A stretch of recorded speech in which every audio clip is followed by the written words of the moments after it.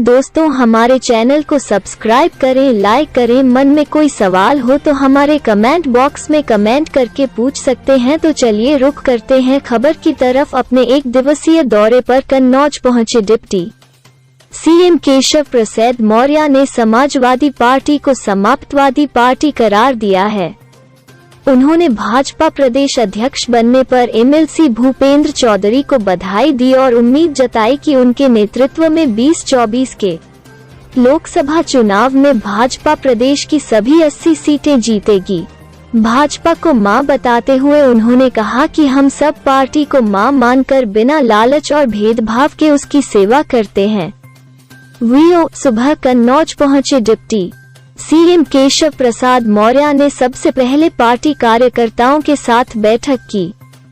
इसके बाद वो बहरीन गांव पहुंचे।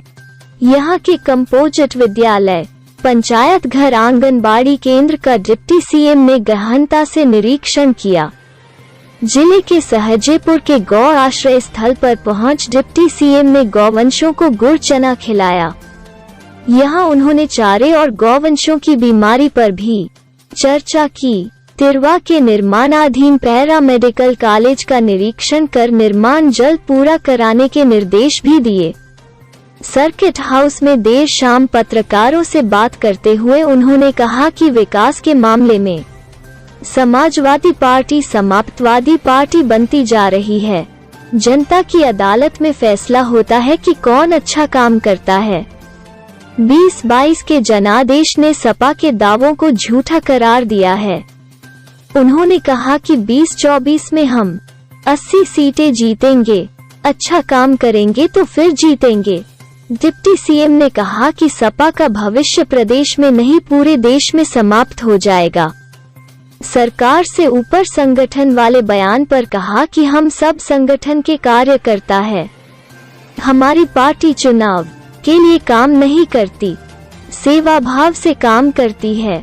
हम सब पार्टी को मां मानते हैं।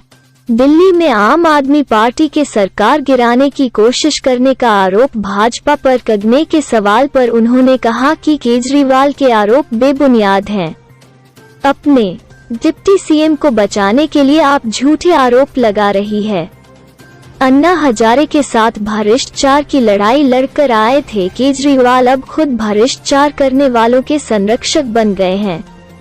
ईडी आईटी की रेड पर लग रहे आरोपों पर कहा, अगर किसी ने गरीबों को लूट करके खाया है तो उनके यहाँ से निकाल कर फिर गरीबों की झोली में डाल देंगे। जिनके यहाँ छापे पड़ रहे वो विपक्ष में होने के कारण आरोप लगा रहे हैं। सारे आरोप बेबुनियाद है। सरकार का इसमें कोई हस्तक्षेप नहीं है। भ्रष्टाचार करने वाले विपक्ष में ज्यादा है, इसलिए वो आरोप लगा रहे हैं। सरकार का मकसद भ्रष्टाचार को जड़ से खत्म करना है।